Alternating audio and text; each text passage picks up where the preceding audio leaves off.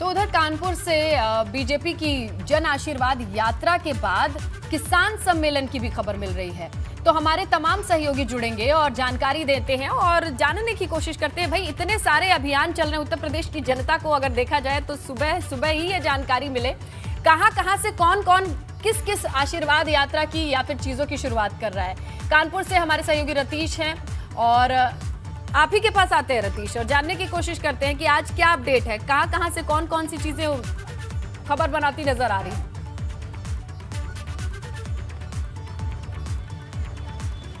देखिए, अगर उत्तर प्रदेश की इस वक्त की सियासत को देखा जाए तो इस वक्त की सियासत में सम्मेलन, बैठक और प्रबुद्ध वर्ग सम्मेलन, अल्पसंख्यक सम्मेलन, तमाम यही सम्मेलन आशीर्वाद यात्राएं चल रही हैं। और उत्तर प्रदेश की सियासत ने पूरी तरीके से रंग पकड़ लिया है विधानसभा चुनाव को लेकर के। चाहे भारतीय जनता पार्टी हो, चाहे कांग्रेस हो, चाहे समाजवादी पार्टी हो, चाहे बीएसपी हो, सभी दल अपनी अपनी सम्मेलनों में, अपनी अपनी बैठकों में मशगूल हैं। आज अगर बात की जाए तो बागपत में भूपेंद्र चौधरी हैं, गोंडा में सिंचाई मंत्री पहुंचेंगे महेंद्र सिंह।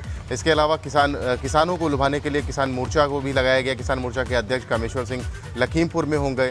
कानपुर की अगर बात की जाए तो कानपुर में सुनील बंसल स्वयं पहुंच रहे हैं, कानपुर और उन्नाव में मीटिंग करेंगे। बूथ विजय अभियान 23 अगस्त से भारतीय जनता पार्टी प्रदेश में शुरू करने जा रही है। तो अभियान सम्मेलनों का ही दौर ये शुरू हो चुका है और सभी स्तर पर अगर भारतीय जनता पार्टी पर विशेष फोकस किया जाए तो भारतीय जनता पार्टी बूथ स्तर पर जाने की कोशिश कर रही है। और लगातार पिछली सफलता भी भारतीय जनता पार्टी को इसीलिए मिली थी क्योंकि भारतीय जनता पार्टी ने अपने ये दौर चलता रहेगा और नारा भी दिया था। यही सियासी रंग है जो दिखाई देता है। हम लखनऊ का रुख कर लेते हैं, हमारे सहयोगी अनुभव जुड़े हैं हमारे साथ, बताएंगे कि कांग्रेस जय भारत महासंपर्क अभियान, देखा जाए ये बहुत बड़ा प्रोजेक्ट है अनुभव। 90 लाख लोगों से मुलाकात करनी है, गांव गांव बड़े बड़े नेता प्रवास कर रहे हैं। किस तरीके से हो रहा है ये सारी चीजें, जरा समझाइए। देखिए, 90 लाख लोगों से मुलाकात करनी है, संपर्क करना है, उनको सरकार की जनविरोधी नीतियों के बारे में बताना है। और समय कितना है? 75 घंटे, यानी हर एक घंटे में 1 लाख से ज़्यादा लोगों से मुलाकात करनी है। और इसीलिए तमाम सारे जो नेता हैं, देखिए राधा मिश्रा मुन्ना आपने विधानसभा क्षेत्र में रहेंगी, ये हो कैसे पा रहा है अनुभव, किस तरीके से मैनेज किया जा रहा है? क्योंकि हम आप खबर तो पढ़ रहे हैं लेकिन इसे जमीनी स्तर पर कांग्रेस उतार कैसे रही है?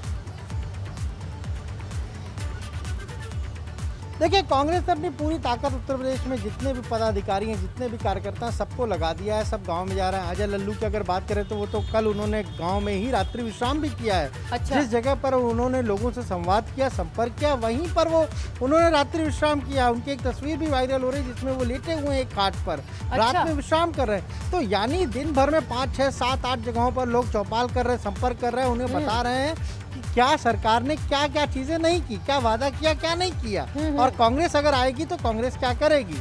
इसीलिए सबको लगा दिया है इसी काम में। एमएलसी दीपक सिंह लखनऊ में कल उन्होंने कई नुक्कड़ सभाएं की, लोगों को संपर्क किया, जनसंपर्क किया। तो कोशिश ये है कि चुनाव से पहले ज़्यादा से ज़्यादा लोगों तक पहुंचा जाए।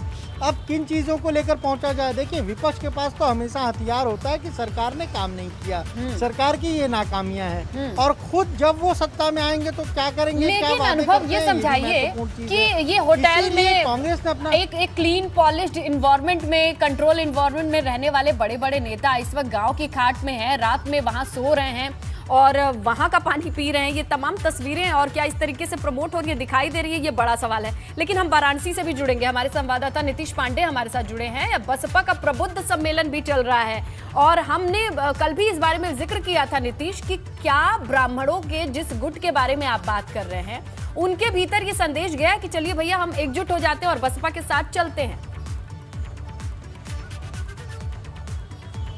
निश्चित तौर पे स्नेहलता, आज पूर्वांचल का जो शुक्रवार है वो राजनीतिक शुक्रवार है। जिस तरह से बलिया और मऊ में बसपा का प्रबुद्ध वर्ग सम्मेलन है, इसके साथ ही अगर बात करें तो जनवादी जो पार्टी है, समाजवादी पार्टी की सहयोगी पार्टी, वो जन क्रांति यात्रा लेकर सोनभद्र जा रही है।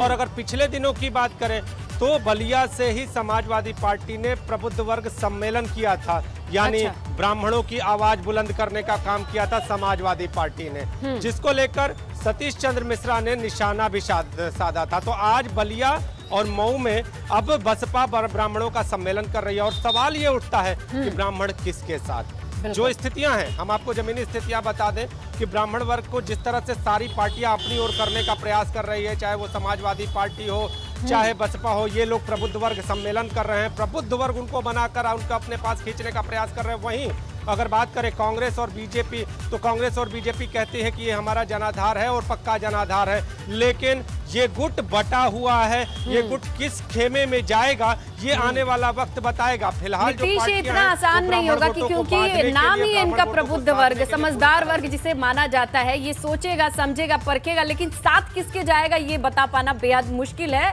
सारी चीजें अभी देखने वाले पहलू पर ही रखी गई हैं। आप तीनों का शुक्रिया, रतीश, अनुभव और नीतीश, जिसने बताया कि उत्तर प्रदेश की सियासत में कितने रंग बदलते नजर आ रहे हैं।